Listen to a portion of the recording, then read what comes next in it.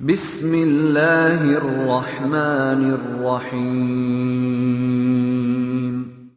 و ربطنا علی قلوبهم، و ما بستیم بر دلهایشان استقاموا، وقتی که استاده شدن.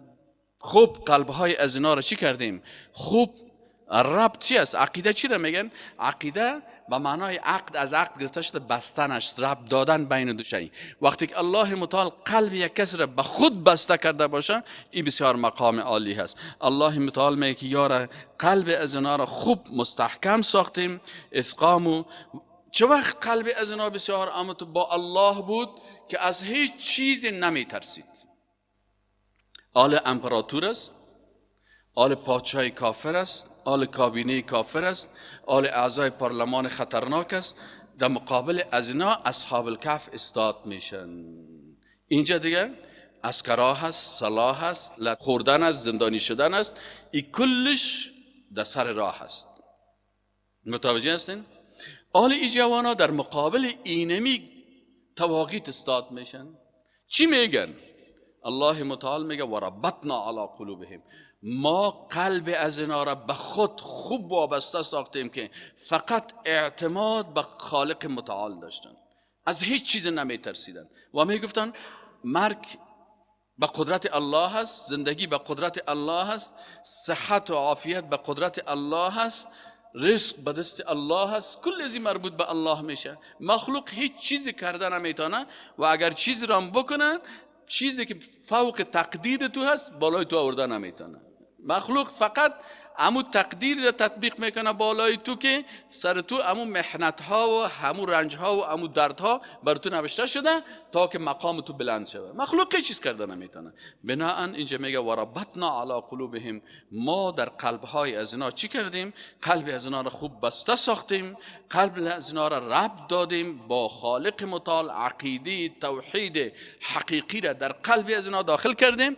این را یقین حقیقی میگن. یقین چه وقت معلوم میشه؟ یکی ایمان است، یکی یقین است. بعضی ایمان خالی دارن، در وقت عملیش ایمان است که مثلا تو به یک چیز باور داشته باشی. یقینی است که اونمو باورت به شکل عملی تطبیق بکنی و اونجا باز بغیر از الله. حالا کل ما و شما میفهمیم که خیر و شر کلش از جانب الله هست، تقدیر ما به جانب الله هست، مرگ و زندگی مربوط به الله هست، اجل ما از طرف الله هست. این کلگی قبول داره نداره؟ اما بسیاری کسا وقتی که جای تطبیق میشه باز میگه در فلانی جای اگه بری میموری، اگر فلانی جای بری کشته میشی، اگر فلانی گپ زدی بندی میشی، اگر فلانی عمل کردی از بین میری. حالا تو خو عقیده داری که کلش از جانب الله هست دیگه، چرا میترسی؟ این الله متعال میگه که اینی شخص است، میگه که ایمان دارم لکن یقین نداره، یقینش خراب است. الله متعال میگه که ما در قلب از اینا ات یقین بسته کردیم، یقین حقیقی را که نه از کابینه ترسیدن، نه از پلیسش ترسیدن، نه از لشکرش ترسیدن، نه از سلاحایشان ترسیدن، آمدن در مقابل اینمی. و این جوانا چه قسم جوانا بودن؟ متوجه هستین؟ جوانایی بودن که اینا کلش بچه از این وزیرا و بچه های اینمی رئیسا و بچه های جنرال ها بودن. سبحان الله، الله که هدایت میکنه ولی خود کی رو گرفته؟ اما تو جوانایی که این جوانا کلشان عظمی، خود عظمی مملکت است و عظمی کلانهای امی مملکت است. بچه های جوان هستند که خودشان همه قدر بچه های اموت شخصیت های بزرگ هستند. چرا؟ این بچه های دیگه که بچه های غریب هستند یا سر زدن و لط خوردن قدر نمی ترسن، لکن او که خوب در ناز و نعمت و عیش و آرامش و راحت زندگی کرده، بر از او دیگه باز زندان رفتن و بندی شدن و لط خوردن بسیار سخت است. الله متعال میگه ما قلب از اینا را بسیار مستحکم ساختیم. و یا چی کردن؟ خیستن در مقابل اینمی کابینه و در مقابل وزیرا و ترایستا شدن. فقالو گفتن آل اینجا کس، مردم دیگه میرفتن پیش پادشاه و این امپراتور استاد میشدن و برای میگفتن که تو خدا هستی، این بت‌ها که از این خداهای ما هست، این امپراتور خدای بزرگشان است و این کابینه و عسکر و قاضی و قوای مقننه و قضایه و اجرایه کلشان میامدن پیش امپراتور و پاشا سر خود خم میکردن و سجده میکردن و این معبود خود قرار میدادن.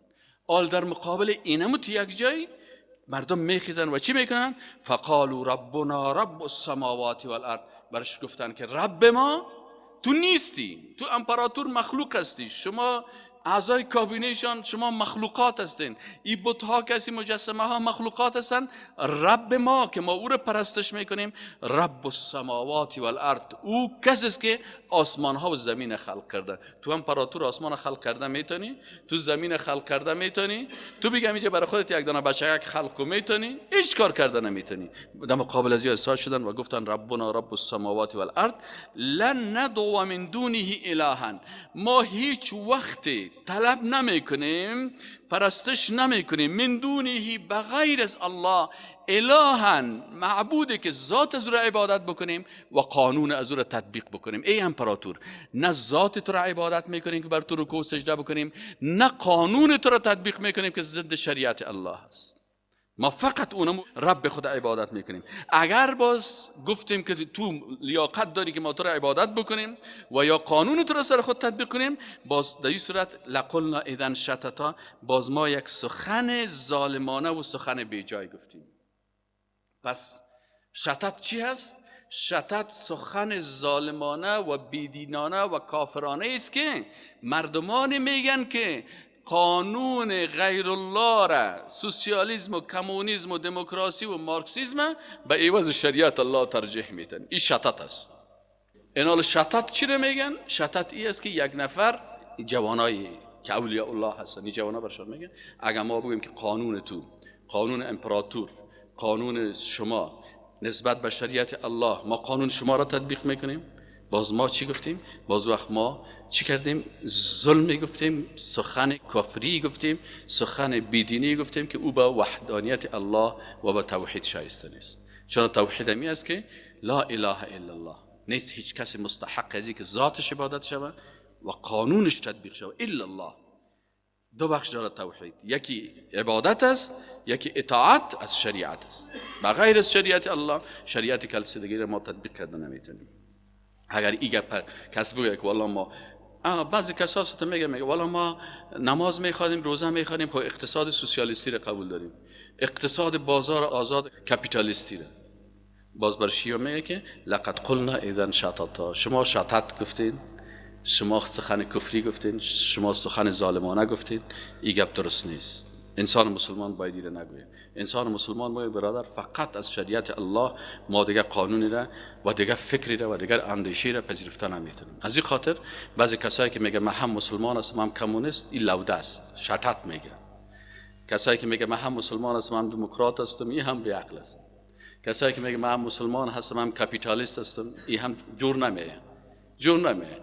کسی میگه من هم مسلمان هستم هم قوم پرست هستم، این هم جور نمیه.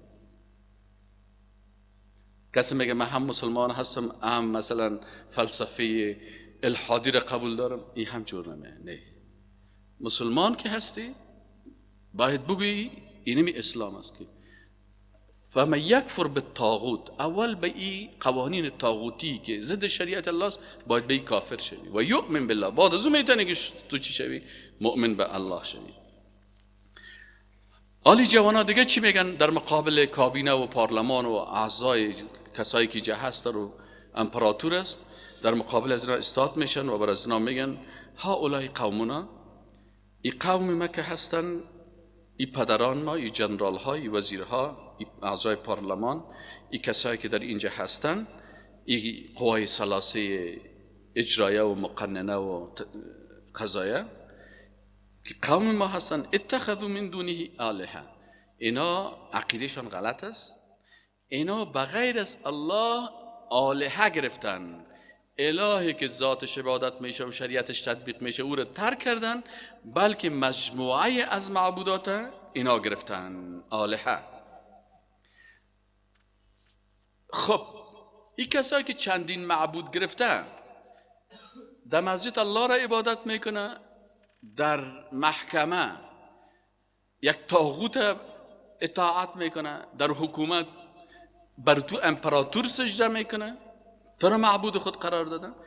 اینا که هستن لولا یأتون علیهم بالسلطان، چرا نمیارن به می سخنهای خود دلیل بین واضح، دلیل واضح و بین در کتاب الله و سنت رسول الله می باشه. در هر زمانه کتاب الله وجود داشته و پیغمبری از پیغمبرای الله هم وجود داشته.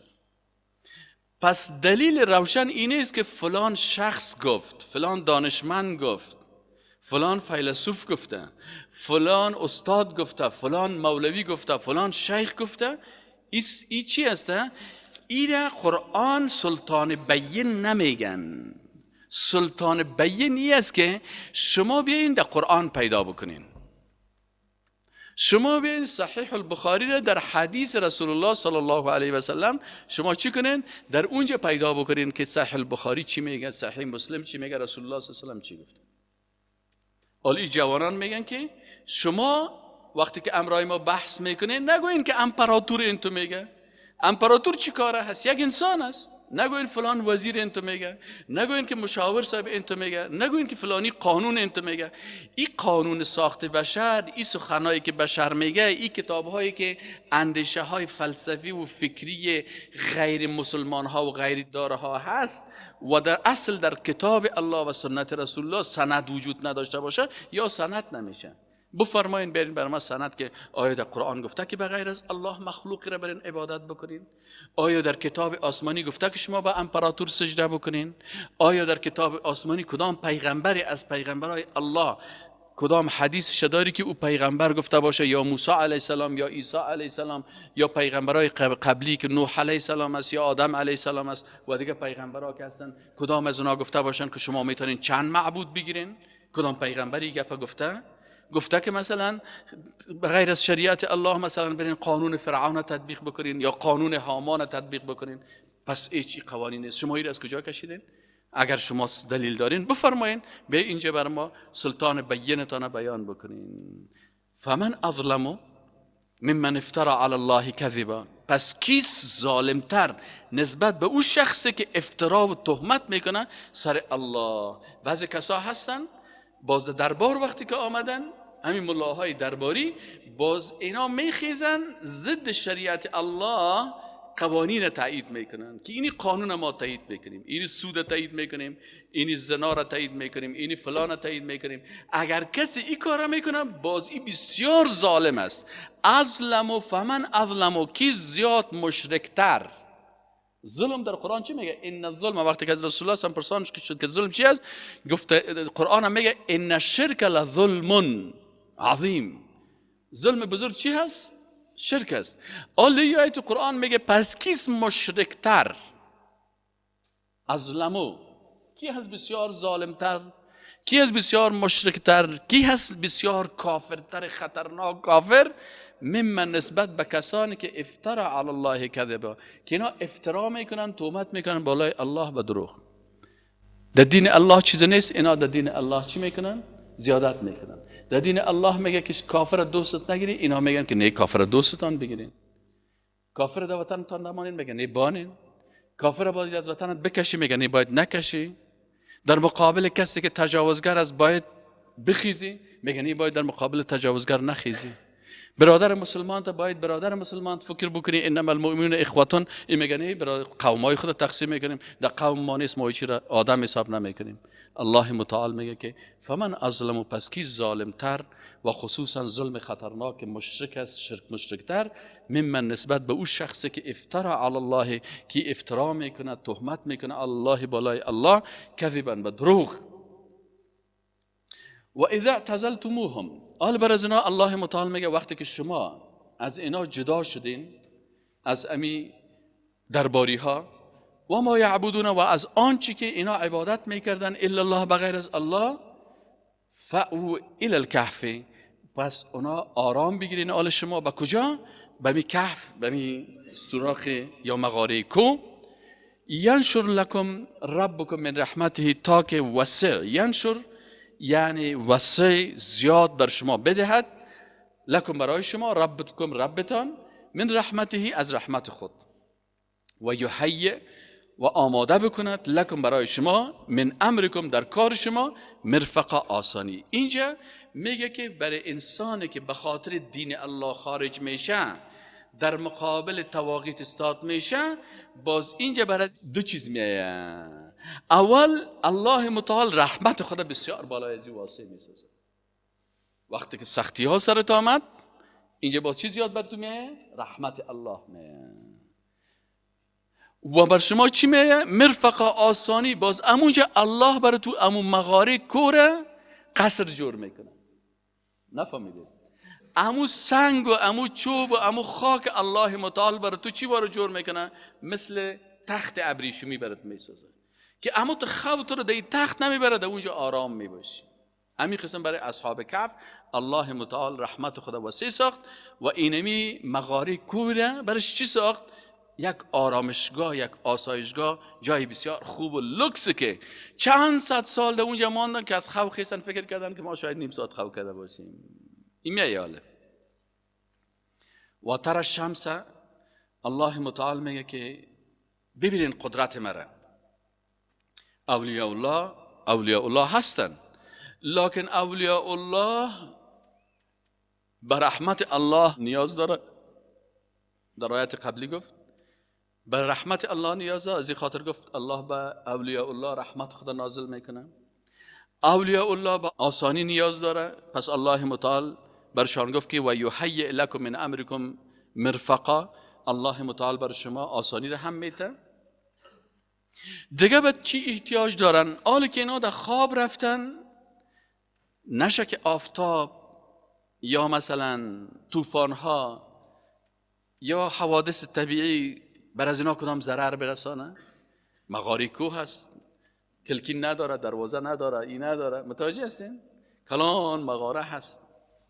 آل الله متعال میگه و تر الشمس، آفتاب میبینی اطلعت وقتی که طلوع میکند، تزاور و میل میکند عن کهفهم، از امی کهف از اینا، ذات الیمین به طرف راست، و اذا غربت وقتی که غروب میکند، تقریدهم تجاوز میکند از ایشان، ذات الشمال به طرف چپ، و هم فی فجوة منه، و ایشان در گشادگی اند در امی. یعنی الله متعال اینا را از امی آسیب هایی که مثلا یک نفر از سرش زیاد افتو بخوره و زیاد چی شوه، نه ای باز مثلا مریض میشه و مشکلات برش پیدا میشه، الله متعال از این چیزا هم ایره آفتاب به اندازه برشان میده که ضرورت دارن، و از سختی ها و گرمی ها و حرارت زیاد آفتاب اینا را نجات میده.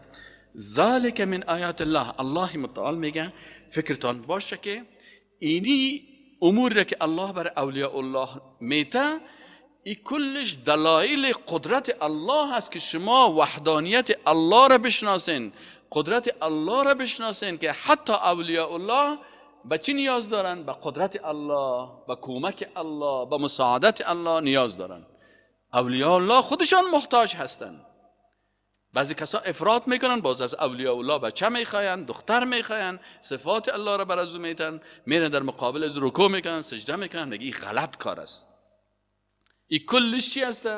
ذالک من آیات الله، ای از نشانه ها و دلایل وحدانیت، عظمت، قدرت، الوهیت، ربوبیت الله متعال است.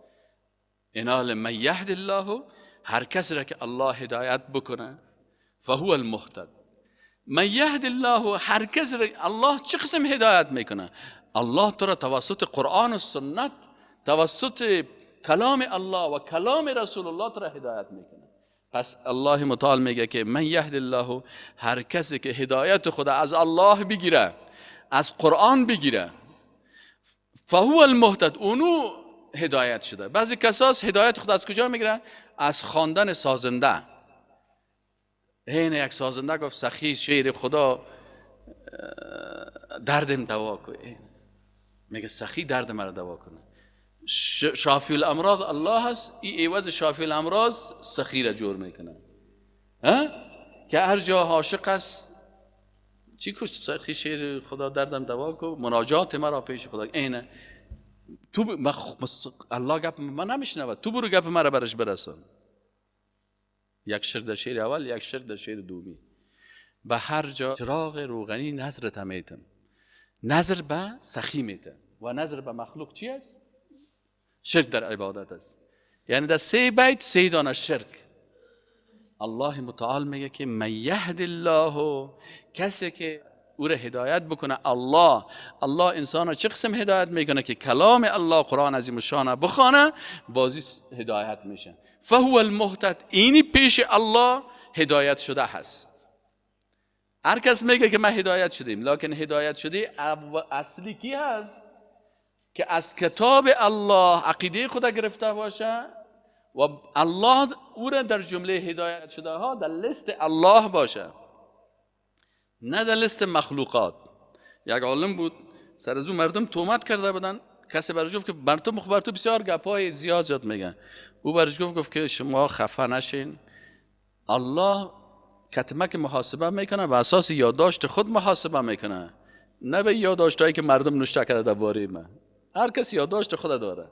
الله متعال اینجا میگه که او کسی که الله هدایت کرد و در لیست هدایت شدگان الهی ثبت شد فهو المهتد، اونو هدایت شدن. نه هر کسی که مردم بخیزه برش بگه که اوه این جنتی، حالا ما بخیزیم تو را بگیم که تو جنتیستی، تو دمو فردوس هستی، تخلص تو را میمونه فردوسی، تو که هستی انشاءالله برای تو 1,000,000 حور جنت باید باشه، تو که هستی باز من چی کاره هستم؟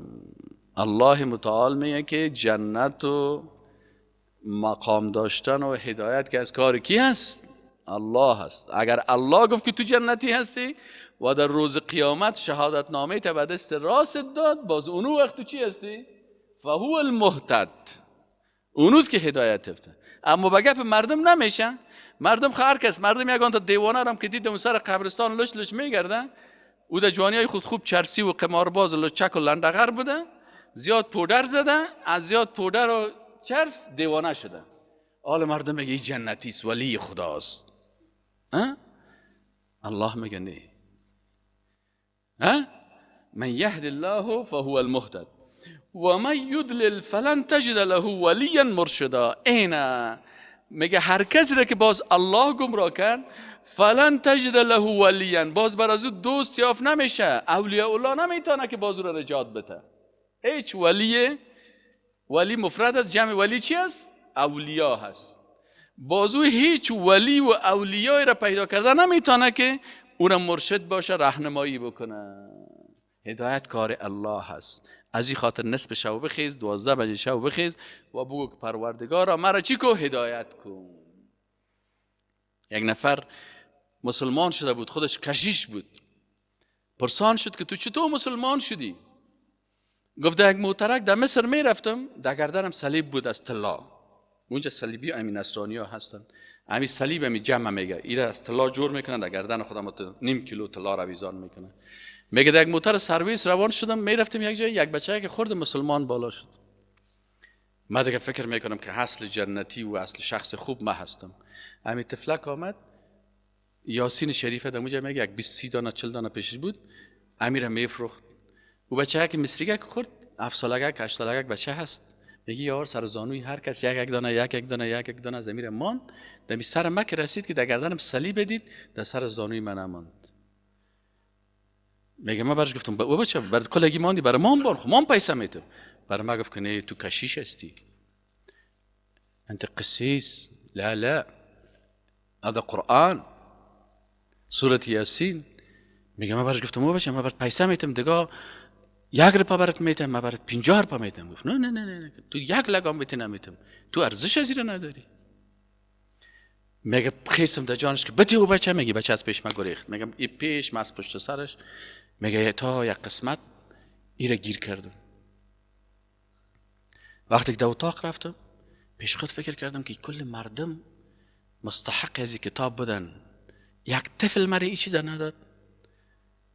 بسیار میگه جگر خون شدم. شب میگه خیستم گریه کردم.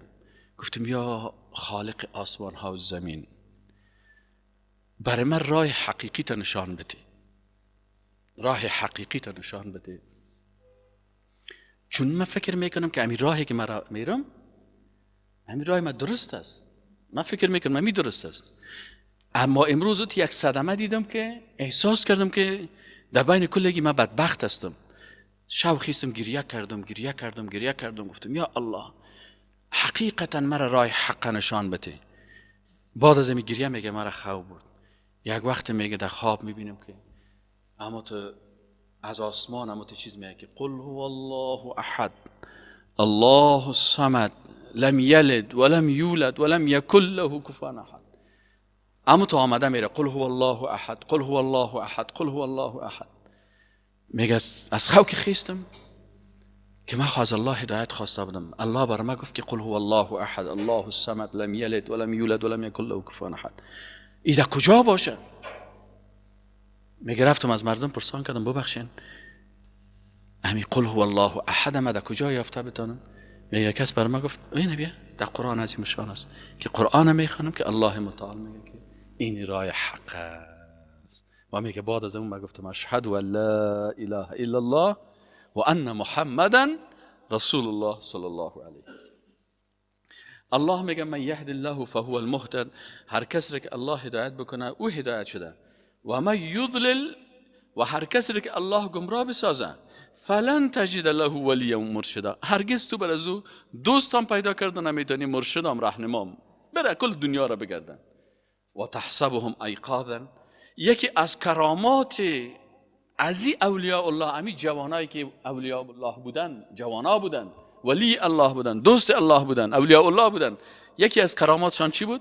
و تحسبهم ایقاظا و هم رقود، کسایی که تیر میشد که میرفتن که سیل میکردن دمو کو، یگان چوپان یگان کسی که تیر میشد سیل میکردن فکر میکرد که یا بیدار هستن، چرا اگر احساس میشد که یا خوستن میشد یک کس برای مالشان دوزی کنه، لباسشان دوزی کنه، کدام چیزی کنه، که تیر میشد فکر میکرد که یا بیدار هستن، در حالی که ایشان چی بودن؟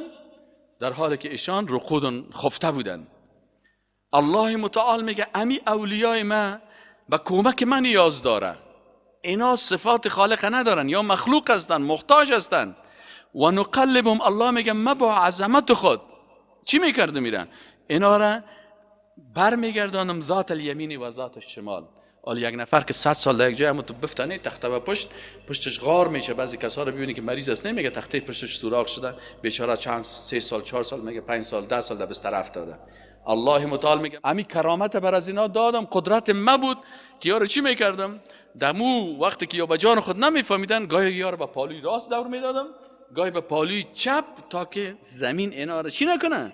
وجودشان نخوره، از بین نبره. و نقلبهم، و میگردان دیدیم ایشان را ذات الیمین به طرف راست و ذات الشمال و به جانب چپ، و کلبهم و سگشان باسطون ذراعیه، اموجه میگه امو بازوهای خودم انداخته بود و او را قرار خو برده بود. دمودار غار بالوسید، وسید چی میگه؟ امو دروازه یا امو دان مغاره را میگه. دیگه کرامتشان میگه چی بود؟ الله متعال میگه برشان که دادیم لو اطلعت علیهم، که اگر اطلاع حاصل میکردی بالایشان، لولیت منهم فرارا، وقتی که میخواستید مغاره تو هم داخل شوی، وقتی که سوشان سهل میکردی اتیاره میگه چیز داده بودیم که مجردی که میدیدشان لولیت پشت میگشتاندی، منهم از ایشان فرارا به گریختن میگروختی، ولملئت منهم رعبا و از ایشان پر میشد امی قلب تو از ترس.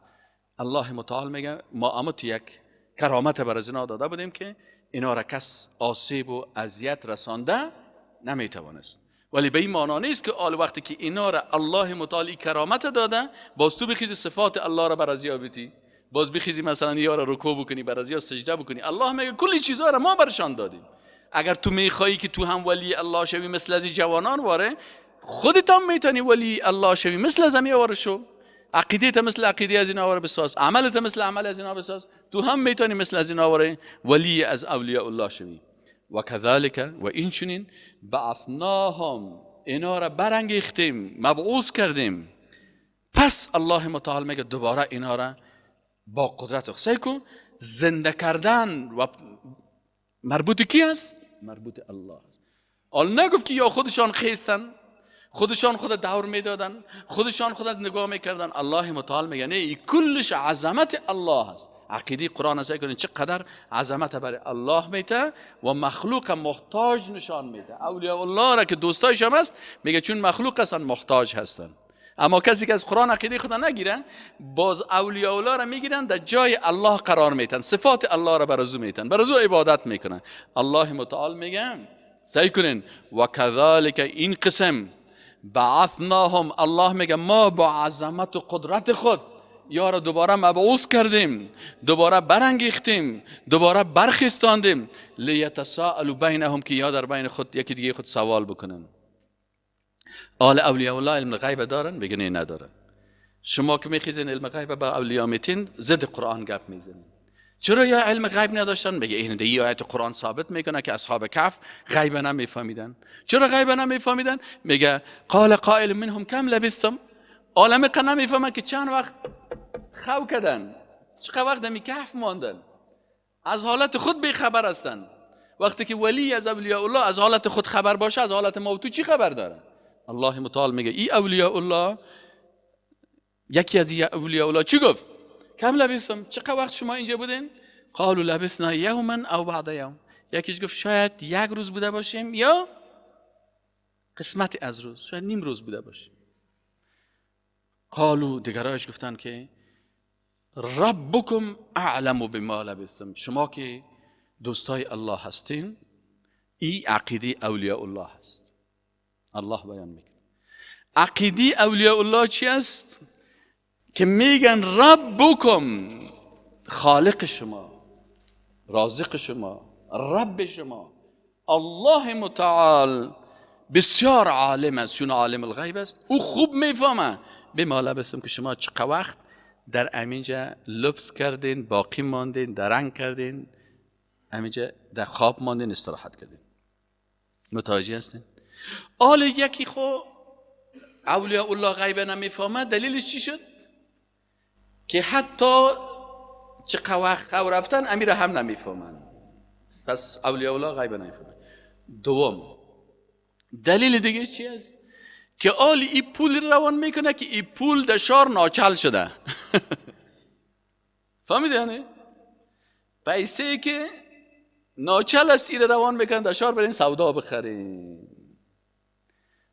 این معلوم میشه که اینا اگه غیب میفهمیدن برشان میفتن او بیادر این پیسه که در شهر ناچل است در بازار نبرین، این رو ببرین در چیز، در انتیک فروشی. فهمیده یعنی؟ ببرین در انتیک فروشی، من حیث آثار سابقه و آثار قدیمه اینا میخرن، باز پیسه تان تبدیل کنین برین در شهر سودا بخرین. اما درست نیست؟ یا علم غیب نداشتن، اینا نمیفهمیدن. چی گفتن؟ فبعثوا احدکم، شما روان بکنین یکیتان را، به ورقکم، یکی ورق است یکی ورق است. ورق ما شما این را ورق میگیم، ورق همو پیسه را میگن، پیسه که از طلا ساخته شده، از نقره ساخته شده باشه، او را ورق میگن. فهمیدی یعنی؟ فبعثوا احدکم ورقکم، شما ببرین به همین پیسه نقره‌ای تان یا پیسه که از هر چی ساخته شده، هذه الی المدینه، این را ببرین به شهر. اینه اولیاء الله کرامتایشان فرق میکنه. اولیاء الله کرامتایشان چی میکنه؟ فرق میکنه. کرامت بیبی مریم علیه السلام طعام بود. کرامت از یا خوابیدن بود 300 سال در بین غار. صحیح نه؟ کرامت از اینا چی هستن؟ کرامت از اینا غذا نیست. الکل از یا گرسنه هستن، گشنه هستن. فهمیدی یعنی؟ آلوتو نمیشه که هر کس که ولی شد دیگه پیش روش دسترخوان مانده میشه و نان مانده میشه و فلان است. این قصه های دروغی هست، میگه سر از این باور نکنین. قصه حقیقی است که یا بیچاره از گشنگی دلشانه دیگه حال درد گرفته، یکی خدا میگه بخی او ورورا جیکسا پیسه واخله خارت لارسا، پیسه را بگی برو شار و نمیفهمه که پیسهش هم ناچل شده یا پیسهش در آثار عتیقه داخل شده یا خود 300 چند سال دی کهف ماندن. اینال چطور احساس میکنین که قرآن فکر چقدر جور میکنه؟ شاید امیال خود هم ششته باشه بگی ولد فلانی جای خمام هم تو در کلیم همی گپا بود. بعضی اوقات آدم که قرآن نخوانده باشه شیطان در کلی آدم دور میتن. اولا کسایی هستن که همی هر وقت بخواین غوریای نان پیش روش میبرسن. خیلی اولیاء الله بودن، قرآن هم میگه که اولیاء الله هستن. صحیح نه؟ قصهشون هم در قرآن ذکر کرده. چرا پیسه خدا رو میکنن از شهر سودا میخواین؟ به خاطری که این کرامت برشان داده نشده. او کرامتی که میوه تابستان در زمستان میامد، او کرامت کی بود؟ بیبی مریم بود. صحیح شد نه؟ اما کلگی این کرامت ندارن. فبعثوا احدکم، گفتن یک نفرتان روان بکنین، بورقکم، با اینمی پیسیتان، هذه که دستتان است، امی پیسیتان، الی المدینه، به شهر برین، فلینظر، پس ببینه امی شخصی که به نمایندگی ما و شما میره، ایها است طعاما، که دمیجا کدامشان نان حلال دارن. چرا در شهر که میری بعضی گوشت ها حرام است، بعضی خوراک ها حرام است. حالا ما و شما که در شهر میریم، یار مرغ در یار جا که یخ زده دیدیم خورده میریم، پرسان که اوتالی رکمی مرغ تو راستی حلال است نیست، خودت کشتی یا ایر از خارج آوردی؟ گفت که برین پرسان که امو غذای پاک را پیدا بکنین. از کا طعاما فلیأتکم برزق منه، باز از اونمو غذای پاک و حلال یک رزق بیاره. ولیتلطف، ولیتلطف، این کلمه را اگه در قرآن تان ببینین یک کمک دبلتر نوشته کرده، یعنی در این قسمت قرآن نصف شد. الحمدلله ما و شما قرآن در کجا رساندیم؟ در نصفش رساندیم. الله توفیق بده که باقی مانده شام بخوانیم، سر شیطان غالب ما بسازه که دیگر روز نشه که بگیم قرآن چی میکنی؟ برو چه خوب فیلم هاست، مردم فیلم سعی کرد، سریال سعی کرد، کورس خوان. تو ما در کورس قرآن، برو کورس فرانسوی بخوان که بورسای فرانسوی فرانسه رو میکنه. کورس فرانسوی، انگلیسی و کامپیوتر بخوان، بعد از پیشین بخوان. خب قرآن اولویت بده. کورسای دیگه طول سال 12 ماه هر جای است. این کورسا که از با زود هر جای دگیر آدم نمیره. خب از هر کلمه قرآن درس است. عالم میگه که بعضی اوقات عادت دارن امی کسایی که مجاهدینی که به کوه میرن و به صحراها میرن، کدام وقتی اگر در شهر میان بسیار تندی میکنن بازی‌ها را، امو جاسوسای کافر زود گیرشان میکنن. این برشان گفت که تو که از اینجا میری، این امپراتور کافری که ما و شما از پیشش گرفتیم یا جاسوسایش است، بسیار نرمی بکنی، اینجا تون تون گپ نزنی که او تو را نشناسه. اینجا باید چی کنی؟ نرمی بکنی و احتیاط برای انسان مؤمن مجاهد بسیار مهم است. ولیتلطف، باید که نرمی بکنه. ولا یشعرن بکم احدا، که احساس نکنه هیچ کسی، هیچ شکی احساس نکنه که شما از جمله از اینمی مجاهدین هستن که خیستین ربوبیت الله را در مقابل امپراتور و کابینه و پارلمان امپراتور ذلیل ساختین و گفتین که تو معبود نیستی، تو خودت مخلوق هستی و قانون از این رد کردین. چرا تلطف بکنه و چرا خوب احتیاط بکنه؟ به خاطر ازی که انهم ان یظهروا علیکم، برش گفتن که اگر باز شما را کشف کردن، قدرت پیدا کردن، ظاهر شد کار شما، شناختن شما را، ان یظهروا دیگه اینجا اگر باز اینا قدرت حاصل کردن و کشف کردن علیکم بر شما، یرجموکم، بازی بسیار مردم خطرناک هستن. عاجل شما را پشت از این نمیگرده که بچه جنرال است، بچه وزیر است، این فلان جوان تحصیل کرده هست، این فلان جوان لیسانس است، این ماستر است، این دکتر است، این انجینیر است. فوراً شما را چی میکنه؟ یرجموکم، باز شما را در میدان میبرن، سنگسار میکنیتانه، میکشیتانه، تعذیبتان میکنن. یا چون کافرها عادتشان است که مسلمان گیر کرد، یا شکنجه و لط و سنگسار و کشتن است، او یعیدوکم فی ملتکم، یا شما را به زور دوباره دمو دین کفری خود، دمو قانون کفری خود شما را پس میبره. ولن تفلحوا اذن ابدا، باز شما دیگه نجات پیدا کردن نمیتونین بر همیشه. اگر باز رفتی پس پایین شدی و تسلیم از اینا شدی و قانونشان قبول کردی و سیستمشان قبول کردی، باز میگه که شما ابدا باز چی است؟ باز شما چی کردن نمیتونین، هرگز باز شما پیروز و کامیاب نمیشین. سبحانك اللهم و بحمدک، اشهد ان لا اله الا انت، استغفرک و اتوب